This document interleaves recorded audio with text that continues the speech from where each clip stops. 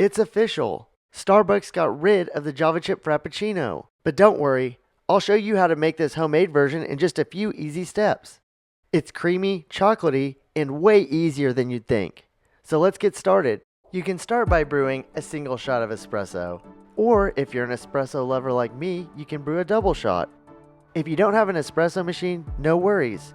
Just use 4 ounces of very strong coffee.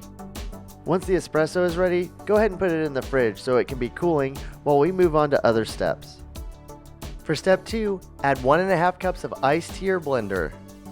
This is enough ice to make sure this is cold enough to be considered a frappuccino. And now that the ice is ready, it's time for the next step. Step number 3. And for this step, we're going to bring back an old friend. Well, I guess it's not that old. It's the espresso from step number 1. And when you pull it out of the fridge, it will be cool enough to use. One quick tip. If you're planning on serving this to little kids, I'd skip the espresso. The last thing we need is more kids bouncing off the walls.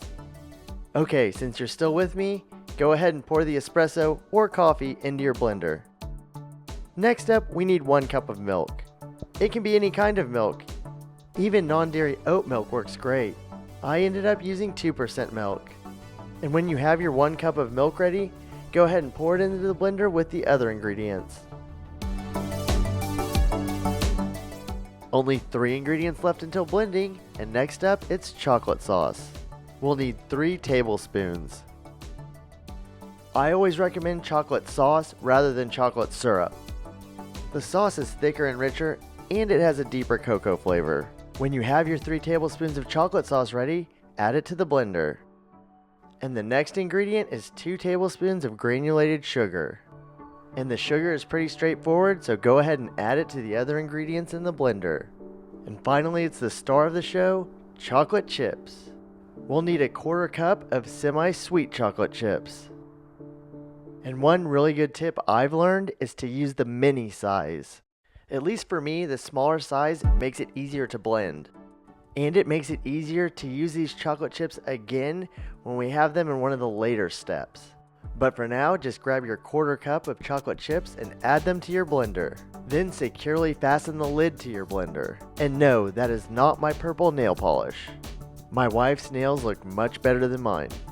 Verify that the lid is securely fastened so we don't end up with a Java chip explosion. Now let's get to blending. We use the frozen drink setting on our blender, but you can also just make sure to blend for approximately 1 minute. And now that our Java Chip Frappuccino is blending, it's time for our quick goose fact. Did you know that geese have more vertebrae in their necks than giraffes?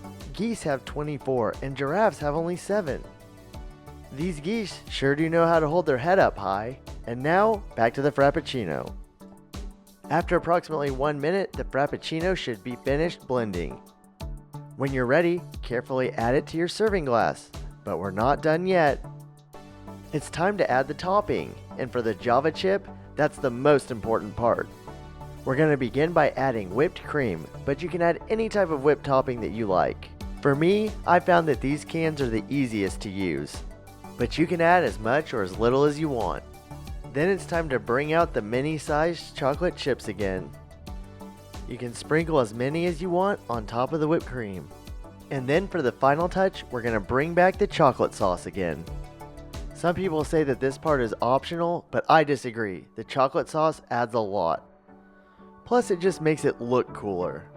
And when you've added the chocolate sauce to your heart's content, your Java Chip Frappuccino is ready to enjoy. I'm excited for you. This is such a fun frozen drink.